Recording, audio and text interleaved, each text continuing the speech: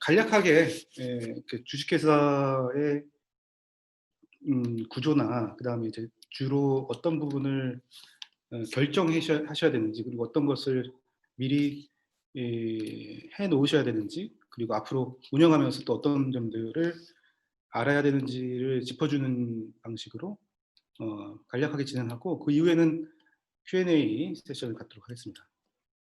목차는 뭐 이렇습니다. 이런데 이거 공지된 사항이고요. 뭐 사전 Q&A가 있네요. 이거는 저도 지금 봐서 나중에 질문해 주시면 이거 답해 드릴게요. 그래서 이제 이거는 이제 제목이죠. 네, 꼭 해야 되는 일, 하면 안 되는 일, 하면 좋은 일, 이렇게 정해 봤어요. 이게 무엇인지 아는 것만 해도 도움이 될 거라고 생각합니다.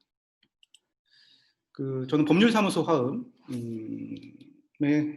대표 변호사고요. 온라인 서비스를 하고 있어요. 첼로라고 하고요. 이제 아주 전국 대상으로 누구나 온라인으로 비대면으로 상표 출원과 법인 설립 업무를 할 수 있게끔 제공을 하고 있고요. 뭐 이렇게 놓고 제 경력이나 이렇습니다. 네. 자, 그럼 프리뷰인데요. 이게 어떻게 보면 목차죠. 사업자의 법적 형태를 정해야 돼요. 근데 개인 사업자이거나 법인 사업자일 거예요, 그렇죠? 처음에 이제 사업을 하실 땐 뭐 보통 개인 사업자로 하는 경우도 있고요. 처음부터 법인을 설립해서 하는 경우도 있어요. 각자 장단점이 있기 때문에 뭐 어떤 게 반드시 해야 된다 이런 건 없습니다만, 이 어떤 걸 고려해서 결정해야 되는지를 안내해 드릴게요. 그리고 주식회사를 보통 많이 하기 때문에 주식회사의 개념을 먼저 아셔야 그 이후에 설립, 그다음에 뭐 투자, 그다음에 운영, 그다음에 뭐 주식 매수 선택권, 뭐 이런 발행 등들, 뭐 이런 것들을 정말 상법이 정하는 그 취지대로 활용할 수 있을 거예요. 그런 내용을 설명해 드리고요. 그다음에 이제 법령상 이제 반드시 해야 된다라고 하는 의무가 있어요. 특히 이제 요즘에는 온라인으로 많이 하시기 때문에 통신 판매업자인 경우가 많습니다.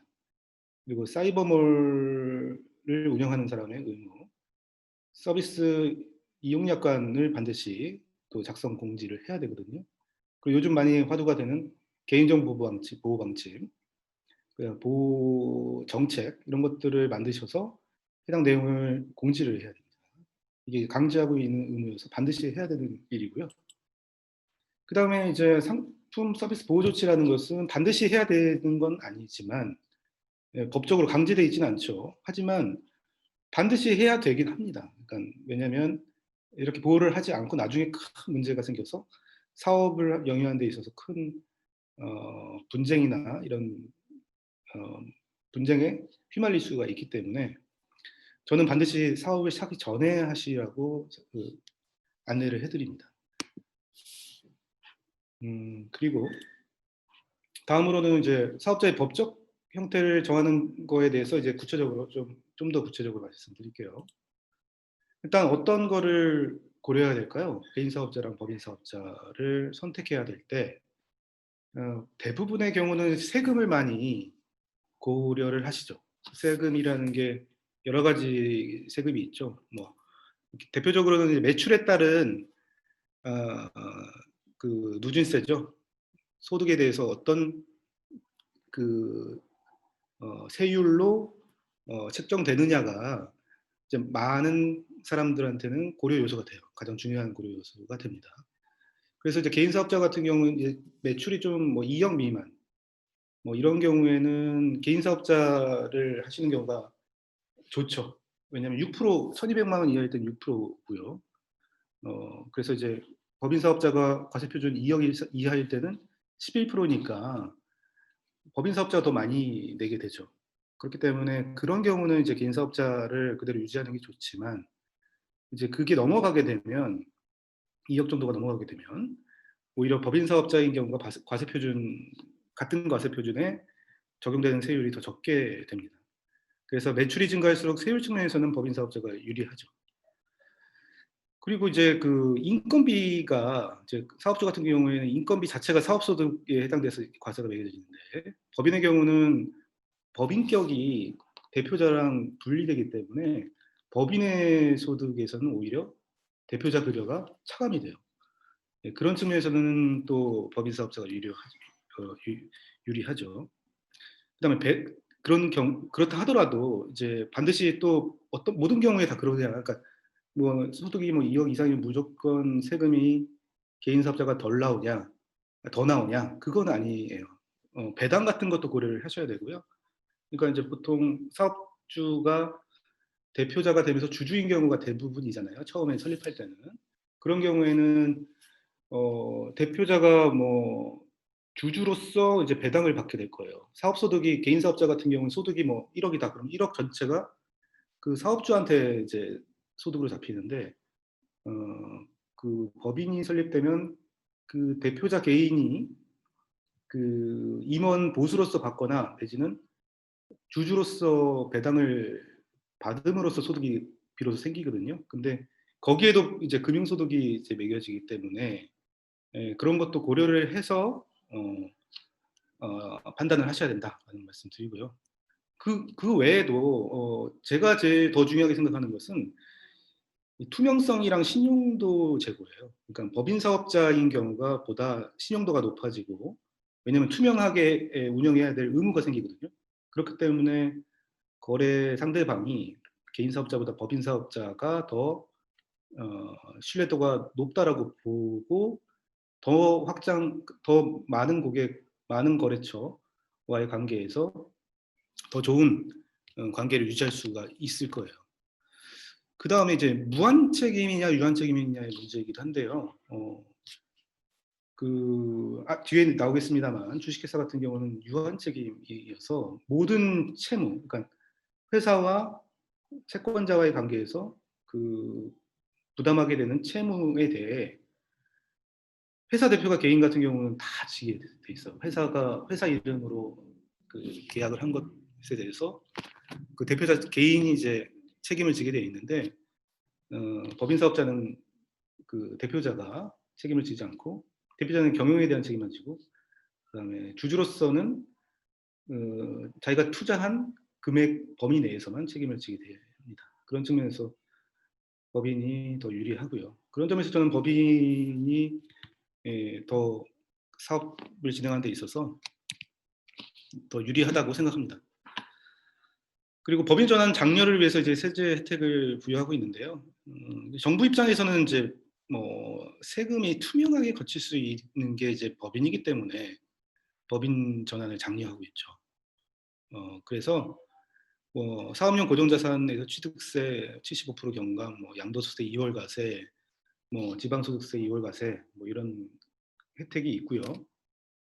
그다음에 뭐 등록면허세 일반 과세하는 어떤 조건을 만족시키면, 아래와 같은 조건을 만족시키면 일반 과세 혜택이 있고요. 그다음 부가가치세 비과세라는 혜택도 있어요. 그러니까 뭐 개인 사업자의 자산을 법인으로 전환하면서 넘기잖아요. 현물 출자나 뭐 그다음에 그 영업 양도나 이런 방식으로 넘기는데, 그 넘기는 게 이게 물건을 판매하거나 이런 게 아니잖아요. 그렇죠? 보통은 이제 양도하면 양도세를 내거나 부가가치세를 부여하거든요. 근데 그런 걸 과세하지 않는다라는 거예요. 그다음 개인 사업자의 법인 전환 방법은요. 크게는 현물 출자하는 방법이랑 사업을 양수하는 방법이 있어요. 근데 이제 저도 그렇고 대부분 이제 현물 출자보다는 사업 양도 양수 방법을 추천합니다. 왜냐하면 현물 출자에 의한 법인 설립인 경우 절차가 복잡하고 비용이 많이 들어요. 훨씬 많이 들어요. 그냥 법인 설립하는 것보다. 왜냐하면 현물이라는 게 가치가 얼마인지가 누군가는 객관적으로 판단해서 그 공신력이 있는 기관이 확정해줘야 되잖아요. 안 그러면 뭐 100원짜리를 1000원이라고 해가지고 출자를 해버리면 실제 가치보다 높은 가치로서 회사의 가치가 매겨질 수 있잖아요. 그런 거를 방지하기 위해서 감정인이 감정해야 되고 감정인이 감정한 결과를 법원에 보고하는 절차가 있어요. 그래서 이 감정평가랑 보고하는 절차, 여기에 감정평가사나 공인회계사가 비용이 들고요. 그다음에 법무사도 당연히 변호사나 법무사한테 이런 감정결과를 법원에 보고하고 등기하는 그런 절차가 2달 정도 이상 걸립니다. 그래서 2달 이상 걸리고 비용도 그만큼 많이 들어요. 몇백만 원 듭니다. 몇백만 원 이상 될 수도 있죠. 네. 그렇기 때문에 다음과 같이 사업 양수도 위한 법인 전환을 많이 하는데 이걸 사후 설립이라고 해요. 설립한 후에 그 다음에 사업 양도에 관한 권리를 포괄적으로 양수하는 거예요. 그래서 결과적으로는 동일한 효과를 얻을 수 있어요. 다만 이제 설립일로부터 3개월 이내에 해야 되고요. 그래야 되고요. 근데 사후 설립의 전제는 현금 출자, 그러니까 현금으로 먼저 출자하잖아요. 현금으로 먼저 돈을 납입하는데 그 돈이 나중에 양도 양수금 대금으로 쓰이거든요. 그러니까 그 만약에 부동산이 뭐 5억짜리가 있다라고 하면 현금으로 5억이 이미 있어야 돼요. 그 5억을 넣어놓고 설립한 다음에 그 양도 양수할 때 그 대금을 5억을 치러야 되는 겁니다. 법인과 개인 사업자 사업주와의 관계에서 법인이 이 사업을 양수하기 위해서 5억에 대한 사업 또는 그 자산을 양수하기 위해서 5억을 대금을 지급해야 돼요. 그래서 양도 대금에 만큼의 돈이 없다면 사후 설립 방식을 사용하기 어렵죠. 그런 경우는 어쩔 수 없이 현물 출자 방식으로 법인 전환을 할 수밖에 없어요. 자, 이런 걸 유의해 주시고요. 그다음에 이제 본격적인 건데요. 시간이 많이 지났습니다만 그 법인 설립 시 정해야 될 사항들이에요. 법인 설립 시 정해야 될 사항들 몇 가지 없어요. 상호랑 임원이랑 자본금이랑 주식 종류, 발행할 주식수, 설립 시 발행하는 주식수, 사업 목적 이런 것만 정하면 돼요. 주주는 누가 될지는 물론 내부적으로 정해야 됩니다만 등기하거나 누구한테 이제 공지하는 사항은 아니에요. 자, 그런데 이걸 잠시만요.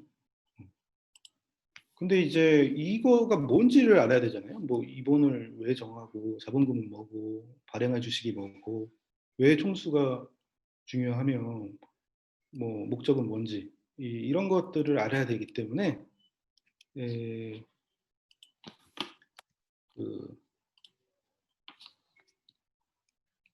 이렇게 해야 되는데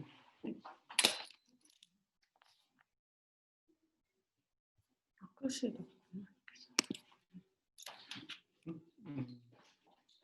끝이요? 뒤에 게 저장이 안 됐나 본데요? 계속 네, 지금 그 파일이 지금 뒷부분이 없어가지고 그런데 그래서 일단 이런 내용을 알기 위해서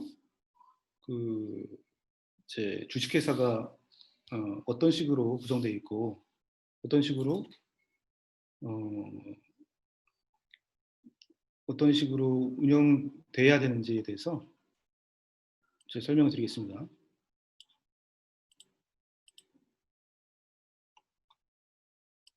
이제 처음부터요? 여기요?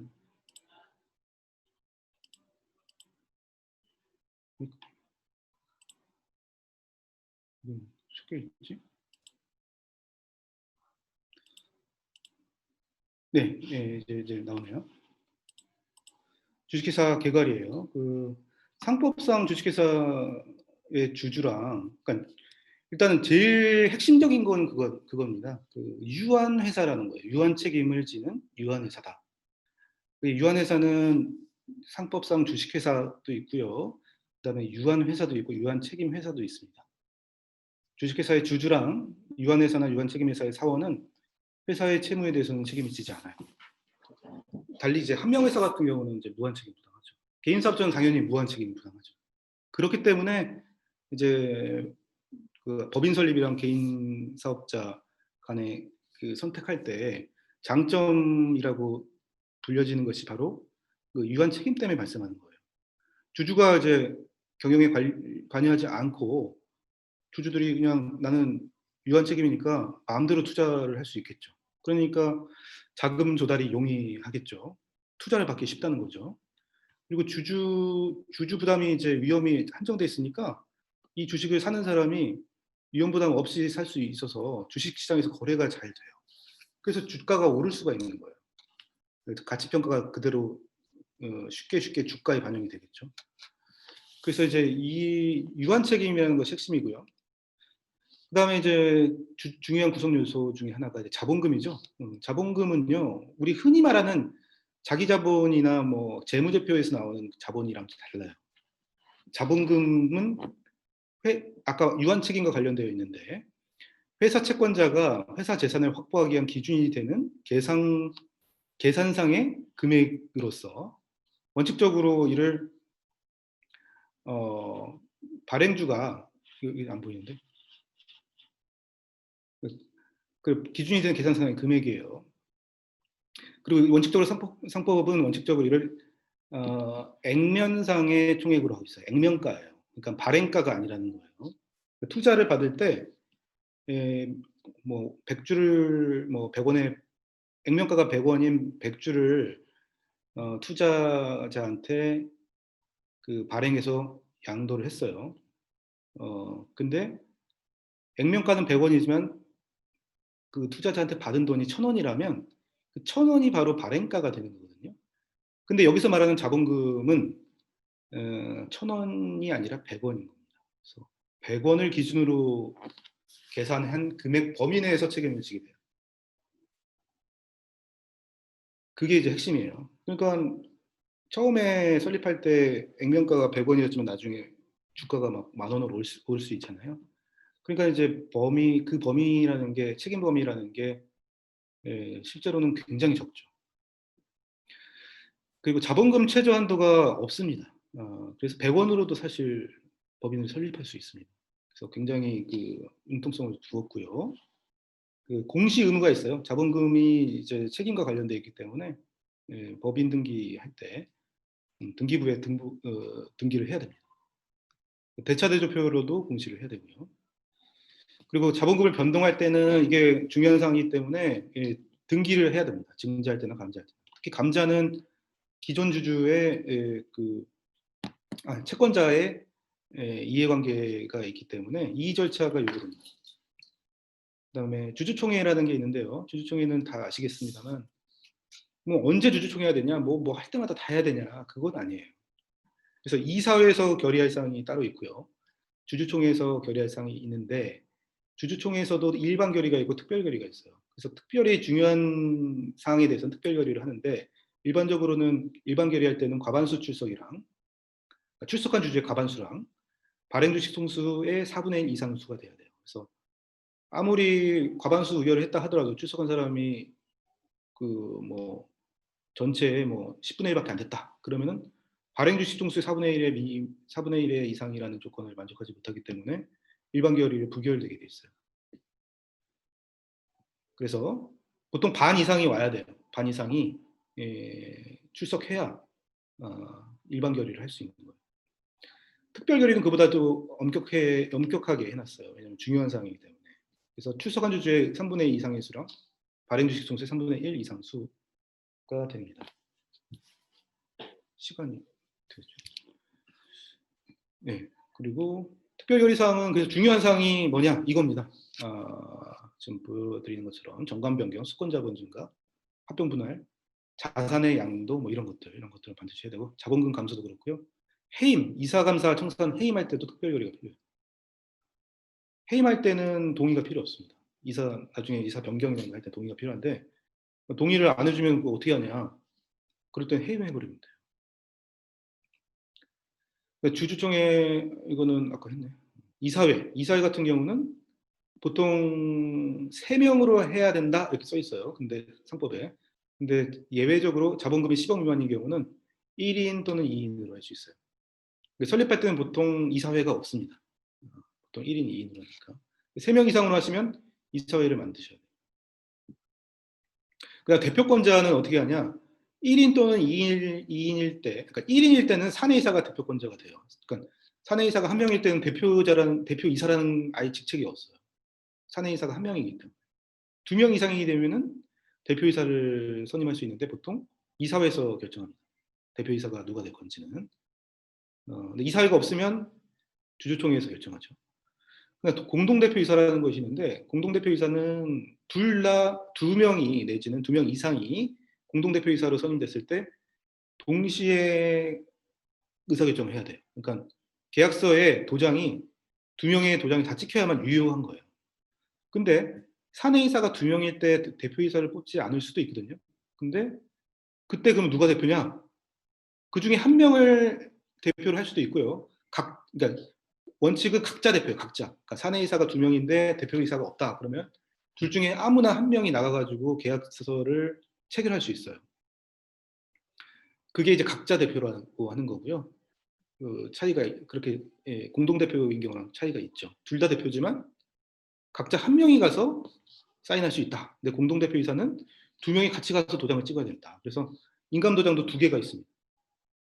물론 사내이사도 2명이 대표인 경우는 2명 둘 다 인감도장을 만들어야 되고요. 결의 방법은 과반수 출석, 과반수 출석의 과반수예요. 결의사항은 뭐 이렇고요. 자, 그다음에 주식의 종류인데요. 이거 보통 잘 모르셔가지고 제가 좀 길게 썼거든요. 보통 주식이랑 종류 주식으로 나눠져요. 보통 사람들이 이제 보통주랑 우선주 이렇게 생각하는데 우선주는 옛날에 예전 상법, 2011년 상법 이전에 했던 거고요.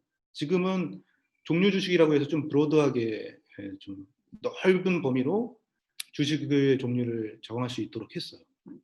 그래서 보통 주식이 아니면 종류 주식인 거예요. 그래서 원래 원칙은 권리의 내용면에서 차이가 없어야 되거든요.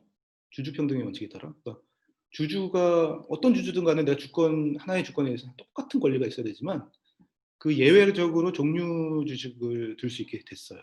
그래서 어떤 종류, 그러니까 어떻게 내용이 보통주랑 다르냐에 따라 나눠지는데 첫 번째는 이익 배당 및 자녀 재산 분배에 관한 종류 주식으로 나눠지고요. 이게 바로 우선주예요. 이익 배당과 관련된 거 이게 우선주고요. 그다음에 의결권 배제 제한이 있는 게 있어요. 의결권을 뭐 못하게 하거나 제한을 두거나.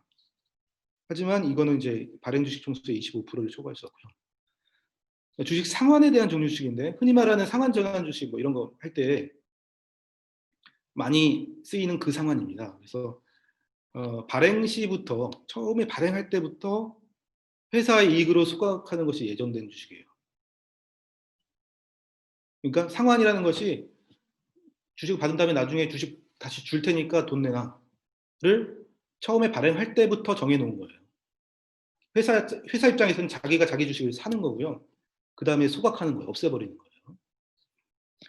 그래서 이제 뭐 그게 누가 그럼 선택권이 있느냐? 뭐 회사가 있는 경우도 있고요. 주주가 있는 경우도 있어요. 그다음에 전환에 관한 종류 주식이 있어요. 아까 상환은 돈을 다시 받는 건데 전환은 하나의 종류에서 다른 종류로 전환하는 거예요. 그래서 일반적으로는 그 우선 주식, 그러니까 종류 주식에서 보통주로 전환하는 권리를 갖게 되는 그런 주식이 대부분이에요. 처음에 전환할 때, 전환 주식을 발행할 때 전환 가액이나 전환율을 정해야 돼요. 전환 가액은 한 주당 보통주 얼마로 하겠다. 그러니까 한 주당 보통주 뭐 1.5주 뭐 이런 식으로 해야 된다는 거예요.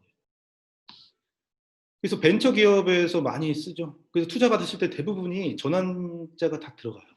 상환 전환 뭐 우선주, 그냥 전환 우선주, 뭐 이런 식으로 들어갑니다. 근데 이제 저당권 또 이제 계약서 보시면 엄청 길거든요. 그 계약서에 들어가 있는 내용 중에 하나가 저당권을 보호하는 거예요. 저당권이 있으니까 내가 투자했는데 나중에 저당권이 무의미해지거나 희석화되면 안 되기 때문에 희석화를 방지하는 시가를 조정하거나 전환가액을 조정해서 희석화를 방지합니다. 왜냐하면 추가적으로 발행하게 되면 자기가 그 전환율이 사실상 희석되거든요.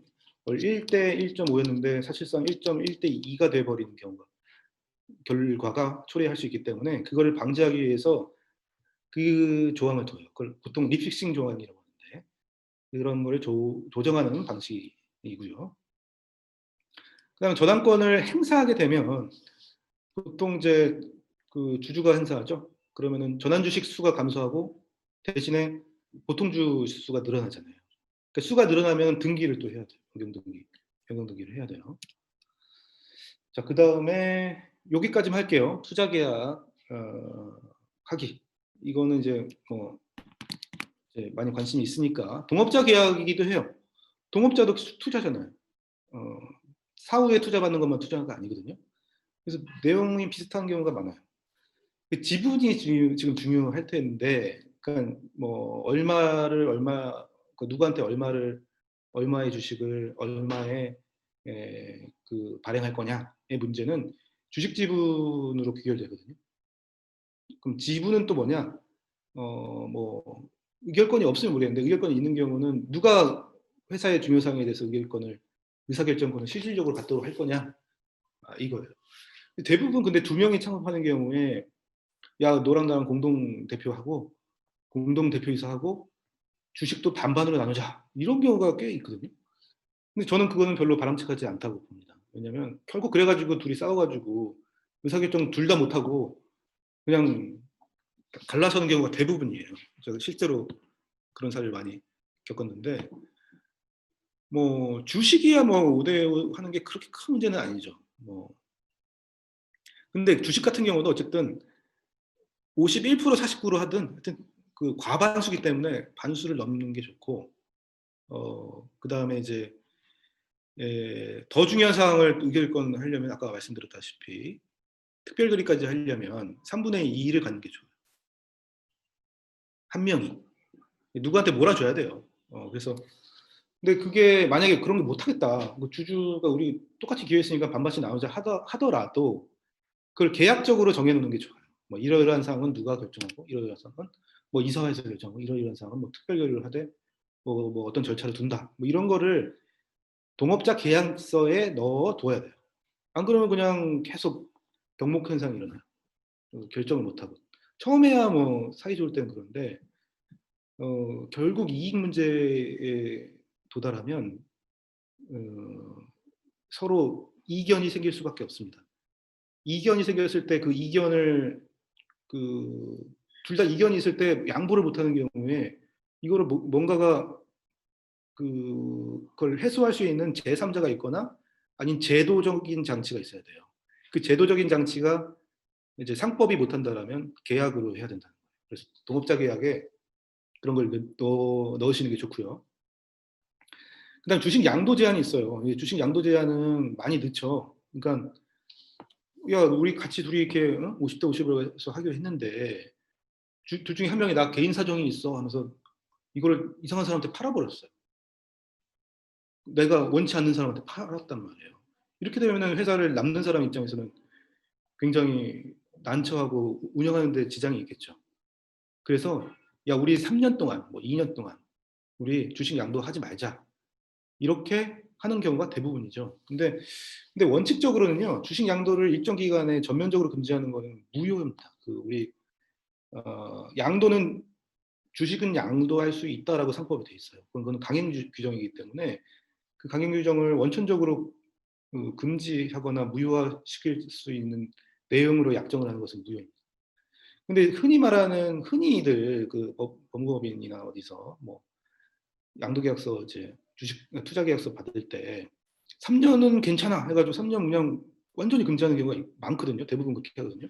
근데 그렇지 않아요. 그러니까 그 대법원 판례가 있는데 3년 양도를 금지한 사례에 대한 그게 유효하다라는 대법원 판례가 있는데 뭐 일괄적으로 3년 약정은 유효하다 이렇게 난 판결문이 아니에요. 그 제대로 읽어보면 어떠한 이렇게 그 예외 조항이 있어요. 이런 경우는 할 수 있고 저런 경우는 할 수 있는데 뭐 이러이러한 조건을 봤을 때 이 3년 약정 정도는 3년 정도 이런 조건 하에서 그 양도 못하게 하거나 제한하는 것은 유효하다라고 한 것이지 흔히 이제 그 투자 계약 하시는 내용에 들어가 있는 것처럼 3년 동안 괜찮아 약정 그 양도를 제한해도 괜찮아 이거는 아니라는 겁니다.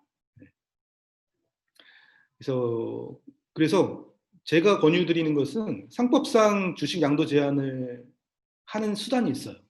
그건 이사회 승인을 받도록 하고 이사회가 양도 상대방을 지정하게 하거나 아니면 회사가 살게, 회사가 매수를 청구할 수 있도록 하는 그 방법을 이용하는 것을 저는 추천드립니다. 이거는 유효성에 대한 다툼이 생길 여지가 거의 아예 없어요. 그렇기 때문에 이렇게 하는 게 좋고요. 그다음에 주주평등의 원칙이라는 게 있죠. 이제 주주는 자기가 보유하는 주식의 종류나 그 수에 따라 평등하게 대우해야 돼요. 근데 이 원칙을 정면으로 벗어나게 되면 어떤 계약이라 하더라도 무효예요. 그래서 이걸 고려하셔야 되고, 그다음에 경업이나 겸업을 제한하는 게 있어요. 경업이란 겸업은 좀 다르죠. 경업은 보통 나중에 이 계약이 끝나고 나서 한다 하더라도 이 동일한 업종으로 경쟁적인 업종에서 일하거나 취직하거나 하지 마라라는 제안이고요. 겸업은 이 일을 할 때 이사로서 네가 일을 하거나 주주로서 뭐 일을 하는데 다른 일을 하지 마. 이 일을 하면서 이 일이랑 동시에 다른 일을 하지 마. 그거예요. 두 개가 달라요. 이 제한을 두는 경우가 있죠. 그러니까 두는 게 좋죠. 대부분 두고 있고요. 네, 근데 이제 모든 경우가 또 유효하지 않고요. 뭐 예를 들면 5년, 뭐 6년, 뭐 이거는 안 돼요. 보통 3년 이내로 하거든요. 2년 내지 2년 내지 3년. 직업 선택의 자유를 지나치게 제한하지 않는 범위 내에서만 가능하다는 거고요. 자, 그 다음에는 이제 법령상 강제하고 있는 의무가 이제 여러 가지가 있어요. 뭐 서비스 약관 뭐 이런 것도 있고 지재권 뭐 이런 것도 있는데 그거는 이제 질문이나 다음 세션에서 알아보면 좋을 것 같습니다. 네. 자, 여기까지고요. 네, 감사합니다.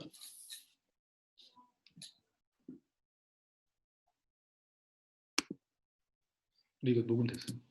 녹화를 못했어요. 지금 아직 계시거든요. 말이 나와요?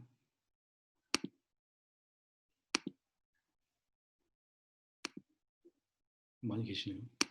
지금 나가갈까요? 이제 말이 돼요?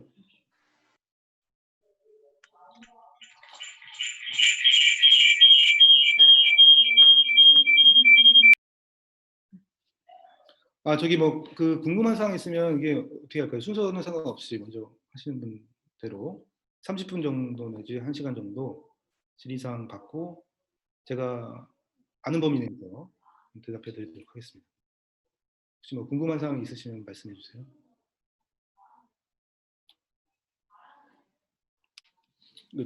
녹화되죠? This meeting is being recorded.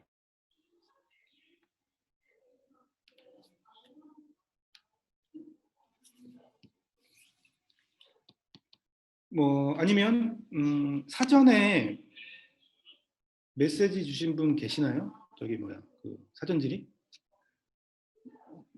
계시면 좀 채팅이든 말로 알려주시면 그분 먼저 계신 분 먼저 답을 해드릴게요.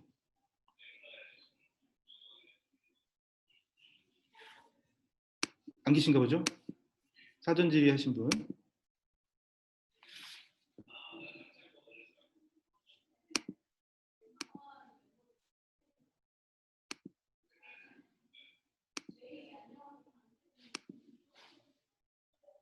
자, 지금 질의 시간입니다. 오늘 강의 주제 범위를 기본으로 하고 뭐 그 외라 하더라도 질의사항이 있으시면 말씀해 주시거나 아니면 채팅으로 입력해 주시면 제가 아는 범위 내에서 답변을 해드리도록 할게요.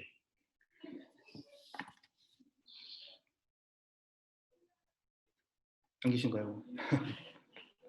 이게 켜놓고 그냥 딴 일 보시나?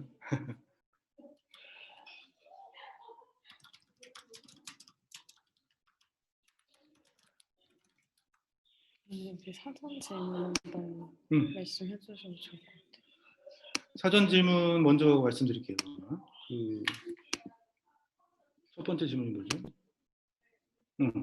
법인 사업 시 가족이나 친인척 등도 직원 혹은 고문 등으로 채용되어 근무할 수 있나요?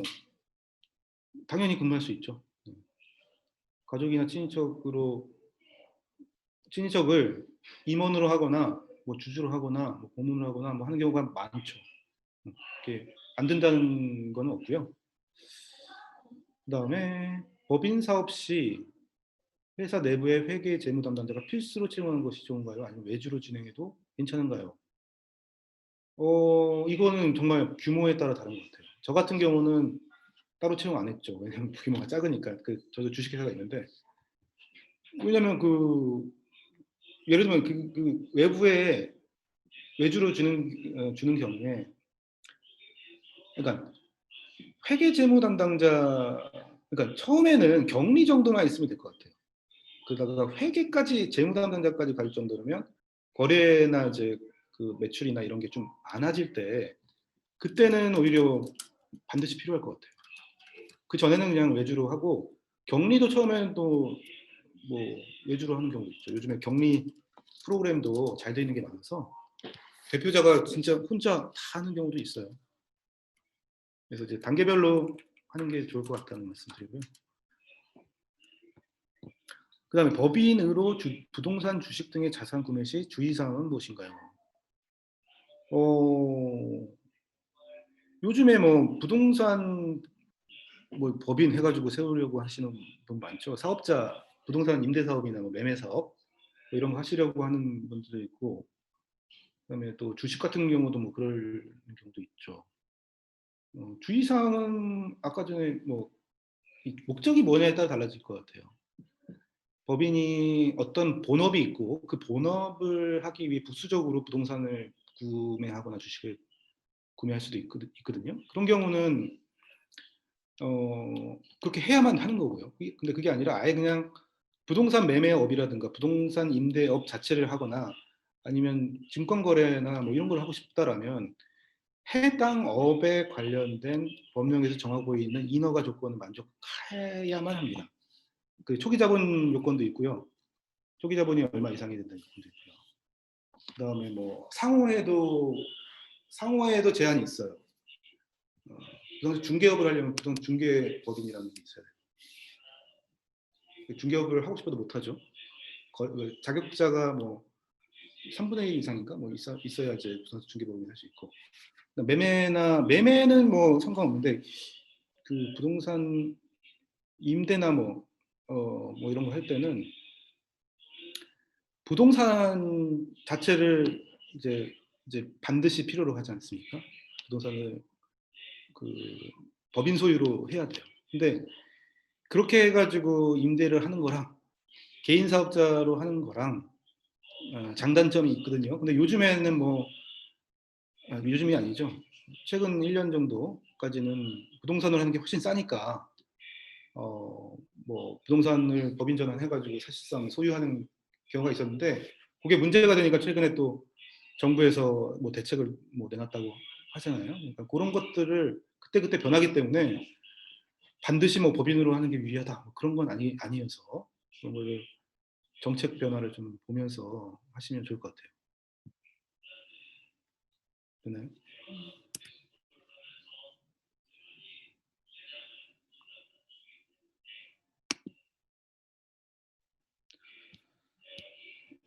다 참석하신 분이요. 이것도 저번에 누가 물어보셨거든요. 이벤트 이름처럼 법인사를 설립 시 정말로 하면 안 되는 건 무엇인가요? 그거 말씀드릴까요? 아까 뭐 나온 것도 있는데 그거예요. 분쟁이 생길 만한 거를 굳이 하면 안 돼요. 그러니까 뭐 공동대표 뭐 반드시 안 되는 건 아니지만 저는 웬만하면은 의사결정이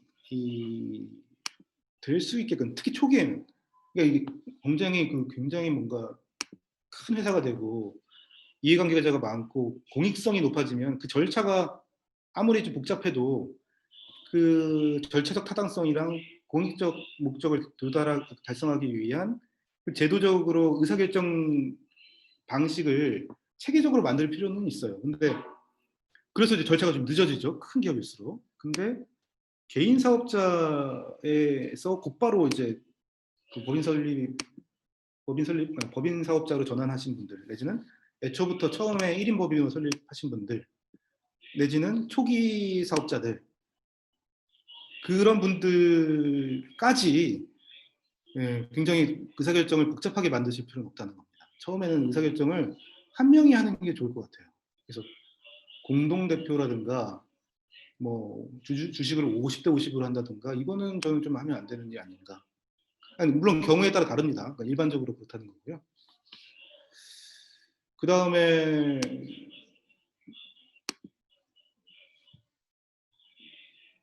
저는 또 그렇게 생각해요. 그 뭐냐, 투자를, 그것도 좀 비슷한 건데, 투자를 무조건 받는 게 좋냐? 또 그것도 아니에요. 아니에요. 목적에 따라 달라요. 목적에 따라 그 투자를 초반에 뭐 받으면 좋죠. 근데 이제 그 처음에 여력이 있으면 자기가 할 수 있는 범위 내에서 하다가 어느 정도 가치 평가가 이루어졌을 때 받아야 지분이 많이 희석이 안 돼요. 자기 지분. 그렇게 되면 의사결정할 때 끌려가게 돼요. 투자자한테. 그래서 엔젤 투자자가 처음에 뭐 주식 50% 이상 달라고 하는 경우도 있거든. 그런 경우에는 나중에 의사결정을 제대로 못해요. 끌려다녀요. 근데 실제 일하는 사람은 창업자가 일을 하잖아요. 근데 엔젤 투자자가 뭐 이래라 저래라 하게 되면 산으로 갈 수도 있고, 뭐 산으로 안 간다 하더라도 자기의 또 개인적인 목적이 있잖아요. 난 이 회사를 정말 뭐 이런 방식으로, 이런 컨셉으로 계속 뭐 영위하고 싶어. 계속 운영하고 싶어. 근데 이제 투자자들은 일단은 투자금 회수예요. 회수가 목적이에요. 뭐 그 예외가 없습니다. 투자금을 어떻게 하면 빨리 많이 회수할까의 목적이 있기 때문에 M&A를 항상 염두에 두고, 그 다음에 뭐 또 더 잘 되면 상장도 염두에 두거든요. 근데 그게 초기 창업자랑 의견이 다른 경우가 많죠. 근데 그게 일치가 되면 상관없어요. 그게 그 애초에 나도 빨리 엑시트하는 게 내 목적이다라고 하면, 그 목적이 같다라면, 그 투자자랑 같다라면은 그렇게 해도 상관은 없죠. 주식을 많이 줘도 상관없죠. 초기에 내가 많이 돈이 필요하니까 그때 투자를 받는 것도 좋죠. 근데 이제 그렇지 않는 경우는 너무 이른 시간에 투자를 받는 것은 좋은 것만은 아니다라는 거. 그겁니다. 그래서 의사결정 문제에 대한 거예요. 그 다음에 하지 말아야 될 거에 반대는 해야 될 거일 수도 있거든요. 그래서 해야 될 걸 안 하면 해야 될 걸 안 하는 걸 하지 말아야 돼요. 그래서 저는 아까 말씀드렸습니다만, 상표권은 비용이 그렇게 들지 않기 때문에 보호를 반드시 먼저 하고 시작해야 된다고 생각해요. 실제로 그런 경우가 많고요. 내지는 나중에 해야지 했는데 나중에 알고 봤더니 이 상표를 이제 바꿀 수도 없어. 이미 막 광고도 막 그런 경우가 실제로 많습니다. 실제로 저한테 연락이 와서 이제 뭐 이거 어떻게 해야 되나요 했는데, 이미 광고비를 막 5억을 막 했대요. 5억을 다 투자해가지고 이게 많이 알려졌대요. 근데 알고 봤더니 그걸 이제 등록하려고 봤더니 그 상표가 등록 불가 사유가 있어요. 내지는 유사한 상표가 이미 있어요. 딴 사람이 쓰고 있어요. 그거는 방법이 없습니다. 방법이 없어요. 그 상표를 바꿔야 돼요. 상표 바꾸는데 돈이 얼마나 되겠어요? 상표 바꾸는 그 출원비는 별로 안 되지만 광고비 처음부터 다시 해야 돼요. 그렇죠? 그 다음에 만약에 다른 사람이 쓰고 있으면 소송해야 돼요. 근데 소송한다고 또 이기는 것도 아니에요. 반드시 지는 경우가 대부분 많고, 자기가 먼저 썼다고 해가지고, 실제 지금 진행 중인 사건이 있는데, 내가 먼저 이러이러한 상표를 쓰고 있는데 이거를 누가 봤나 봐요. 아는 사람이 봐가지고 자기가 먼저 등록을 해버린 거예요. 그러면서 그 사업을 후발적으로 사업자 등록도 나중에 했어요. 근데 오히려 그 나중에 사용한 사람이 처음에 사용한 사람한테 상표권 침해 금지 소송을 걸면서 형사 고발을 했어요. 그래서 형사처벌 받았습니다. 지금 진행 중이에요. 형사처벌 기소당했어요. 기소당해서 거의 유죄 약식 명령 해가지고 지금 정식 재판 들어가지고 다투고 있는데, 그렇게 그러니까 상식적으로는 내가 먼저 쓰고 있으니까 뭐 되는 거 아니야? 근데 이게 예외적으로 되게 하는 조항이 있어요. 99조 상표법 99조인데 그거는 이제 상표 출원 당시에 이미 그 상표를 사용하고 있던 사람이 보통의 방식 내지는 상업적으로 통용되는 상거래 관념에 부합하는 방식으로 사용하는 경우는 사용할 수 있다. 자기 상호를 상거래 관념에 부합하는 방식으로는 사용할 수 있다. 두 번째는 주직 저명하게 된 상표를 출원 당시 사용했으면 사용할 수 있다. 두 가지가 근데 달성하기 굉장히 어려워요. 보통의 방식으로 상호를 사용한다는 것은 정말 딱 상호만 딱 사용하는 거예요. 그러니까 정말 누가 뭐 검색어에 자기 상호만 딱 넣어요. 거기다 뭐 로고도 쓰고 뭐 영어도 쓰고 뭐 그림도 그리고 해가지고 넣잖아요. 그러면 이게 보통의 사용 방식 내지는 상거래 관념에 부합하는 방식으로 상호를 사용하는 방법이 아니다 해가지고 그 예외에 해당되지 않아서 상표권 침해가 되고요. 그 다음에 유명해진 상표는 사용할 수 있다는데 아니 상업 그 초기에 그 비즈니스 초기에 유명해진 상표가 어디 있습니까? 그래서 이 두 가지 사례에 해당되는 경우가 거의 쉽지 않아요. 그래서 아무리 후발적으로 상표를 사용한다 하더라도 상표 출원 먼저 한 사람이 임자예요. 그래서 상표 출원은 그러니까 그 사업을 시작하기 전에 먼저 출원하는 게 좋다는 거예요. 근데 법인이 설립 안 됐을 때 어떻게 법인 이름으로 상표 출원하냐? 그러면 개인 이름으로 하시면 돼요. 개인 이름 하시고 나중에 그거를 법인을 이전해도 되고 이전 안 해도 돼요. 대표 이름이면 어차피 문제 안 삼으니까. 그렇게 하시고 그거는 이제 특허도 마찬가지고 그러니까 특허는 좀 다르죠. 특허는 뭐 어차피 그렇죠. 특허는 어떤 분야는 굉장히 빨리 시간 싸움인 경우가 있기 때문에 빨리 하는 게 되도 빨리 하는 게 좋고 물론 핵심 특허에 대해서 그다음에 디자인권도 아까 전에 그 상표권이랑 좀 똑같진 않는데 디자인권은 어떻게 보면 약간 옵셔널해요. 그러니까 디자인이 중요한 업종은 반드시 해야 돼요. 예를 들면 의류라든가 의류나 이런 상업적인 용도로 쓰이는 그 실용품들은 저작권으로 보호가 잘 안 되거든요. 아무리 창작적 요소가 있다 하더라도 저작권으로 보호되는 범위가 좁거나 보호가 아예 안 되거나 해요. 그렇기 때문에 그런 경우를 대비해서 디자인권으로 보호를 반드시 해야 되고요. 그것도 미리 하는 게 좋죠. 출원일 기준으로 따지기 때문에. 그래서 자기가 핵심적인 지식권은 어쨌든 먼저 사업 시작하기 전에 먼저 또는 제품이 나오기 전에 먼저 출원을 해놓는 게 좋다. 그리고 등록비는 나중에 일단 출원 먼저 해놓은 다음에 등록할 때까지 보통 뭐 특허 같은 경우는 1년 넘게 1년에서 2년 걸리고 상표 출원도 보통 10개월 정도 걸리니까 등록비 나중에 이거 필요 없으면 등록비 안 내면 돼요. 출원비보다 등록비가 더 비싸요. 그렇기 때문에 일단 출원해놓고 등록 여부 내지 심사 여부를 나중에 판단해도 됩니다. 그 특허 같은 경우에 출원 먼저 한 다음에 심사 청구를 안 하고 있을 수 있어요. 1년 반인가? 뭐 일정 기간 동안 심사 안 하고 있을 수 있어요. 그러다가 나중에 5년인가? 1년 반인가? 뭐 그 기간 동안 생각하다가 이 특허는 뭐 별로 뭐 쓸모가 없을 것 같아. 그러면 심사 청구를 안 하거나 심사 청구했다 하더라도 나중에 등록 안 합니다. 그래서 출원을 먼저 하시는 게 좋다는 말씀 드리고요. 저작권은 등록할 필요는 없는데 저작권은 효력 요건이 창작 시부터 발생하기 때문에 근데 내가 창작 언제 했는지를 입증하기 어렵기 때문에 그거를 저작권위원회에다가 등록을 합니다. 등록을 하게 되면 추정 효력이 생겨요. 그러니까 권리가 곧바로 생기는 건 아닌데 그 사람이 창작한 걸로 추정이 돼서 상대방이 그걸 반박하는 제3자가 그거를 반증해야 돼요. 이게 네 거 아니잖아 라고 반증해야만 해요. 보통은 권리자가 입증해야 되는데 이게 등록을 해버리면 상대방이 이제 반증해야 돼요.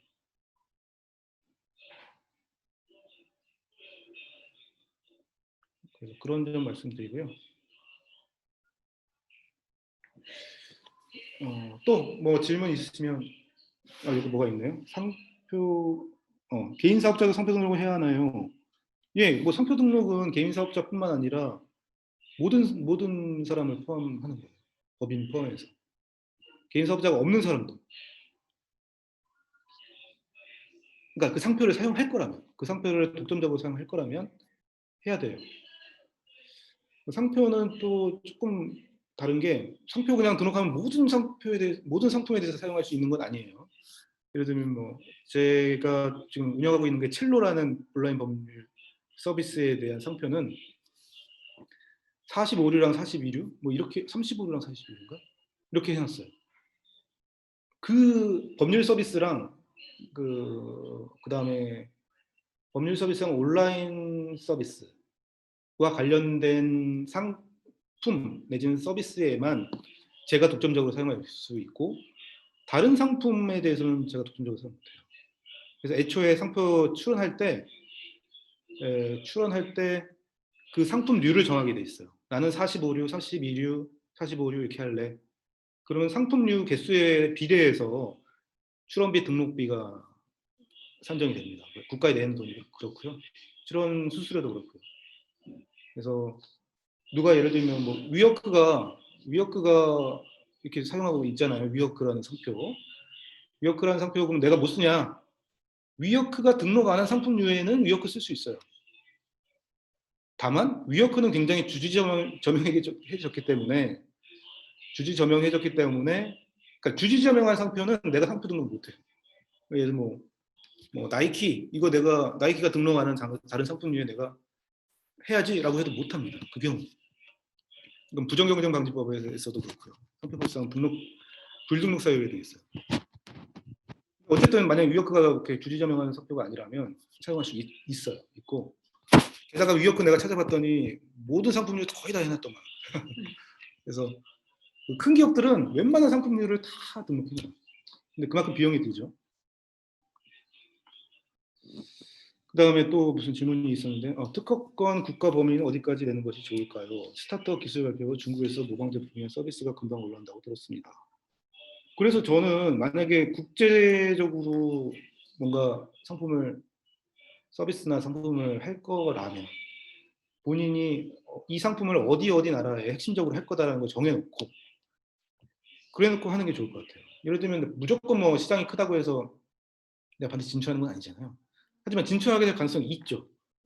대부분은 뭐 3국, 4국 이렇게 얘기하는데, 예전에는 일본을 많이 했지만 요즘은 일본 별로 안 하고 중국 많이 하고, 그 다음에 미국 반드시 하고, 그 다음에 유럽 중에 일부 이렇게.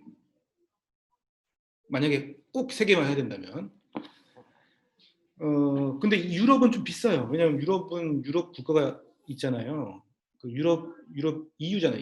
EU에 청구하는데 EPC로 해가지고 EU에 청구하는데 그 국가 안으로 또 진입하려면 그 해당 국가 지정한 다음에 해당 국가별로 심사받고 등록비를 내야 돼요. 그러니까 EU 안에서도 뭐 프랑스, 그다음에 독일, 뭐 이탈리아 뭐 했어요. 그럼 거기 각각 국가에 대해서 또 등록해야 돼요. 어차피 또. 근데 들어갈 때 출원은 쉽죠. 그래서 한 EPC로 하면은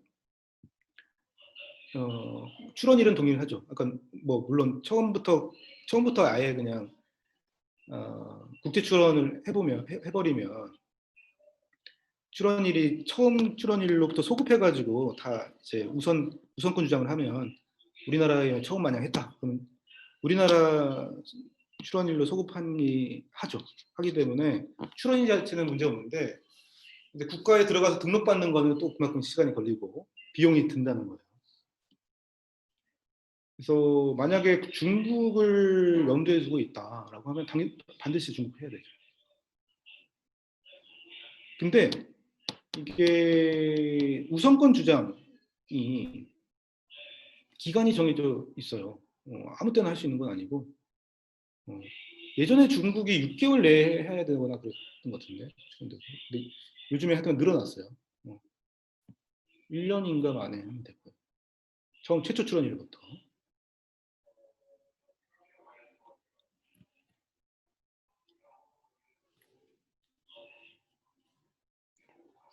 네. 더 지금 시간이 1시 반이어서 혹시 더 질문 없으시면 마무리하겠습니다. 뭐 마지막으로 혹시 질문 하실 사항 있으시면.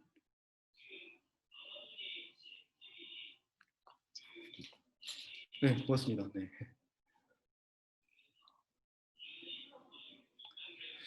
자, 그러면은 이상으로 마치겠고요.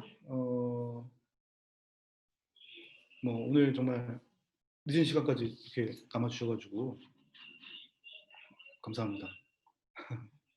제가 늦게 와서 또 죄송하고요. 다음 세션도 한번 할게요. 오늘 좀 뒷부분을 많이 못했어요. 그렇죠? 뭐 약관이라든가 아니면 뭐 주식매수 선택권이라든가 뭐 지재권도 좀 못했고 그 부분은 다음 세션에 하도록 하겠습니다.